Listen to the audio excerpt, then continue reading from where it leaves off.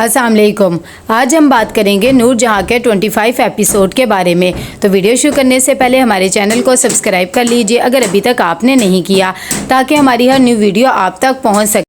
कितनी देर में यहाँ पर नूर जहाँ पहुँच जाती है महा और अपने पोते को घर लेके जाने के लिए, लेकिन महा साफ मना कर देती है और कहती है कि मैं नहीं आऊँगी। मैं पहले भी ये बात कर चुकी हूँ। लेकिन सफ़ीर कहता है कि हम तुम्हें लेने आया और अम्मा भी तुम्हें लेने आई हैं, मैं अपने बेटे से कैसे दूर रह सकता हूँ। मेरे ख्याल से तुम्हें ये बात समझनी चाहिए और ये सब कुछ ज़िद नहीं करनी चाहिए। जब महा ये बात सुनती है तो कहती है कि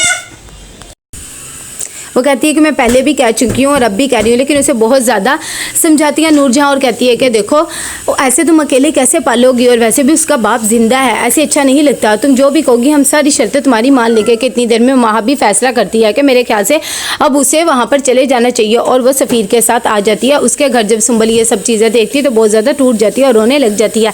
लेकिन नूर बानो जाती है और जाकर उसे समझाती है और कहती है कि तुम परेशान ना हो। कि इतनी देर में वो उसे लेकर आती है और पानी वगैरह देती है और कहती है कि इसमें तुम्हारी तो कोई गलती नहीं है ना, तुमने कौन सा कुछ किया है। ये बातें सुनकर वो कहती है कि अब मेरा यहाँ पर क्या रह गया है, मैं ये सब कुछ भी नहीं कर सकती हूँ और वैसे भी अब मेरी इज्जत क्या रह जाएगी। अम्मा भी सिर्फ अपने पोते का ही सोचेंगी। लेकिन नूर बानो से समझाती है और कहती है कि इंशाल्लाह सब ठीक हो जाएगा, इसमें तुम्हारी तो कोई भी गलती नहीं है और वैसे भी ये सब कुछ जो हो रहा है तुम अल्लाह पे छोड़ दो। साथ ही उसे सफ़ीना भी समझाती है और कहती है कि तुम्हें परेशान होने की ज़रूरत नहीं। मैं तो तुम्हें पहले दिन से कह रही थी कि तुम्हें नूर जहाँ पे बिल्कुल भी यकीन नहीं करना चाहिए, लेकिन तुम ही पागल थी जो उस पर यकीन कर रही थी। कितनी देर में जब पोता देखते हैं सारे तो वो बहुत ज़्यादा खुश हो जाते हैं। सारे उसके ताया चाचे उसे पैसे वगैरह देते हैं। ये बात देखकर नूर जहाँ कहती है कि भाई ये तीनों कहाँ पर रह गई हैं। साथ ही उन्हें कहती है कि कब से मेरा पोता आया वह लगता है तुम लोग को बिल्कुल भी खुशी नहीं है, किसी ने मुबारकबाद तक नहीं दी है। ये बात सुनकर वो तीनों कहती है कि नहीं अम्मा हम तो बस यहीं थे।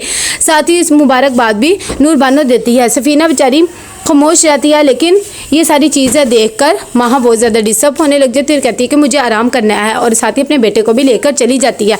नूर जहाँ कहती है कि देखो अब ये तो आ गई है, इसके सारे आज पसंद के खाने बनाए जाएंगे जो कुछ सफ़ीर और महा को पसंद होगा। ये बात सुनकर सफ़ीना कहती है कि भाई सफ़ीर भाई की पसंद का तो मुझे पता है, तो ऐसे करना नूर बानो को क्या पसंद है वो आप मुझे बता देना, क्योंकि हमें तो नहीं पता कि महा को क्या चीज़ें पसंद है और क्या नहीं पसंद है। जब खाना लग जाता है तो सब खाने के टेबल पर बैठ जाते हैं।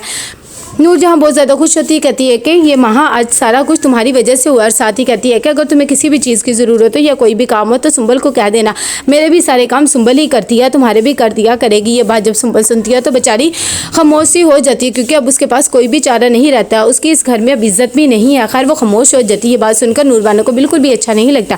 खैर अच्छा तो महा को भी नहीं लगता, लेकिन वो खामोश हो जाती है और किसी को कुछ नहीं कहती है। कि इतनी देर में यहाँ पर नूर जहाँ आती है और आकर महा को कमरा दिखाती है और कहती है कि ये मैंने अपने पोते के लिए नर्सरी बनाई है, अगर तुम्हें कोई भी ज़रूरत हो तो मुझे बता देना। महा जब ये सब चीज़ें देखती है तो उसे भी अपना दिल पसीज जाता है और कहती है कि चले ठीक है। कि इतनी देर में वो कमरे में आती है और आकर सफ़ीर को कहती है कि ये सब कुछ मैं बिल्कुल भी बर्दाश्त नहीं करूँगी।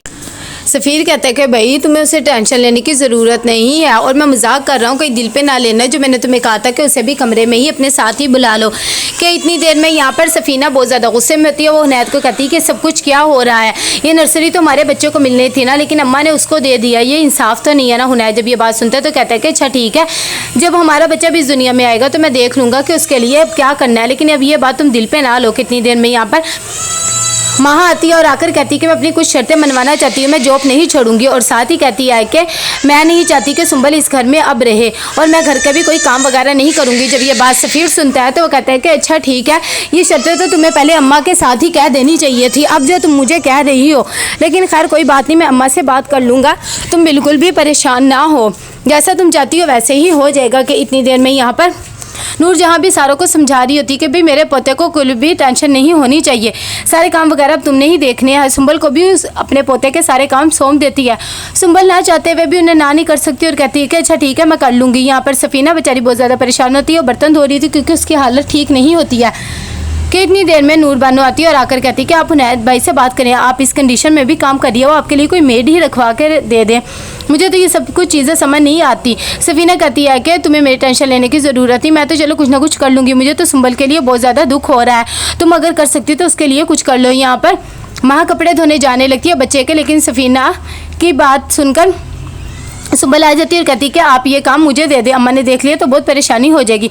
माँ आती है सफ़ीर के पास और आकर कहती है सब कुछ क्या हो रहा है। मैंने कहा बेटा सुंबल इस घर में ना रहे, वो मेरे बच्चे का काम क्यों करेगी, मैं खुद कर लूँगी, आप लोग कोई मेड नहीं रख सकते हैं।